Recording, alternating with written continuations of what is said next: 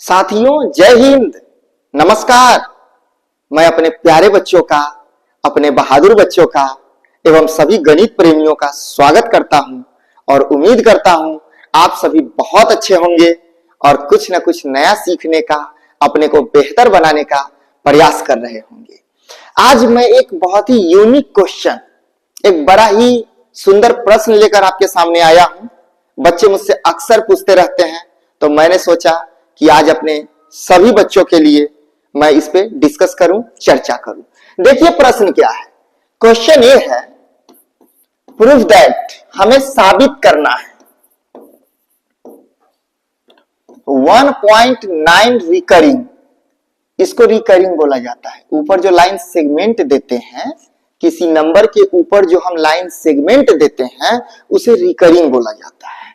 1.9 recurring, इसका मतलब यह है रिकरिंग, बार बार रीअकरिंग, रीअकरिंग से बना है रिकरिंग, बार बार रिपीट होना। 1.9999 इनफाइनाइटली मेनी टाइम्स। जब आपको यह दिखाना हो कि कोई नंबर बार बार रिपीट हो रहा है तो उसके लिए रूल है 3 डॉट देने का। इसका मतलब है कंटिन्यूअसली आगे बढ़ रहा है। 3 डॉट, हम लोग बहुत सारा डॉट दे देते हैं लेकिन रूल यही है 3 डॉट देने का। चलिए 1.9 रिकरिंग, 1.99999, इसका जो वैल्यू होता है वह 2 के इक्वल होता है। आप कहेंगे सर कैसे, 2 के इक्वल आपने कैसे कर दिया?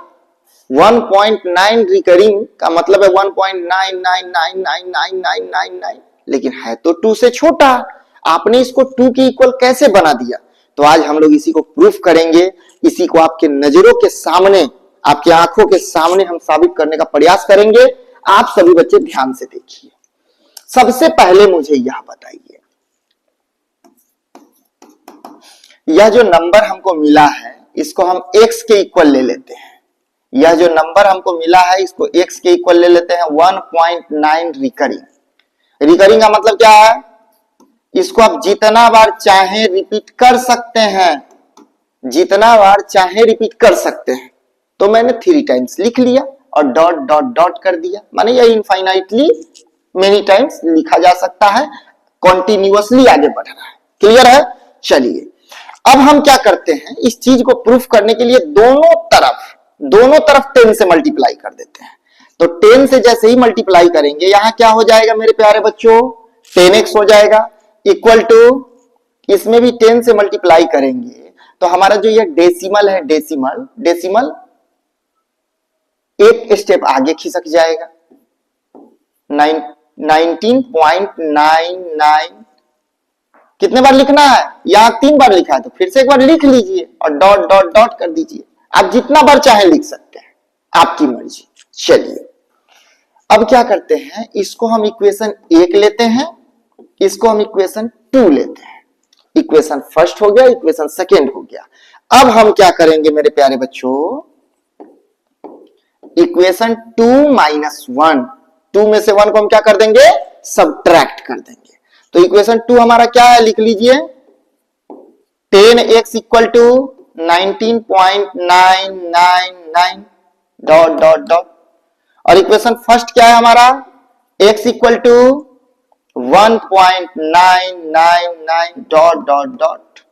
अब हमें क्या करना है? सब्ट्रैक्ट करना है।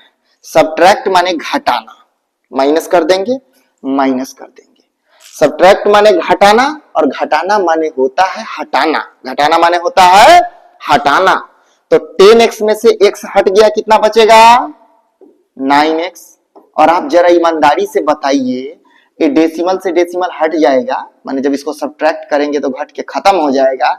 19 में से 1 सब्ट्रैक्ट हो गया, क्या बच गया? 18 बच गया। तो हमारा रिजल्ट बचा 9x equal to 18। So x equal to क्या हो जाएगा हमारा?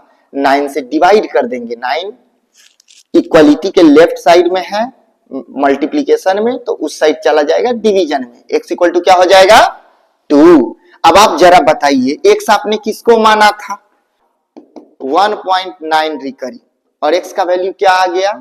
2 आ गया। तो इससे प्रूफ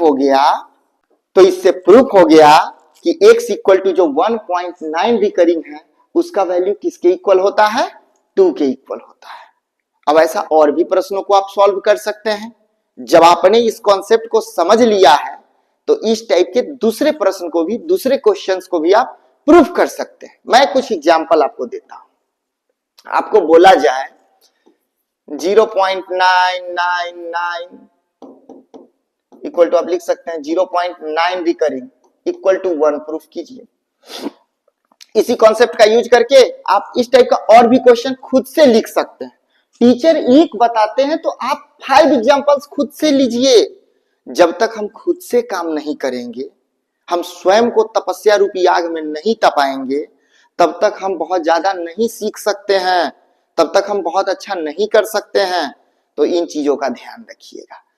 एक क्लास जब हम डेसिमल के बारे में डिटेल में लेंगे तो उसमें हम यह चर्चा करेंगे डेसिमल कितने टाइप्स का होता है।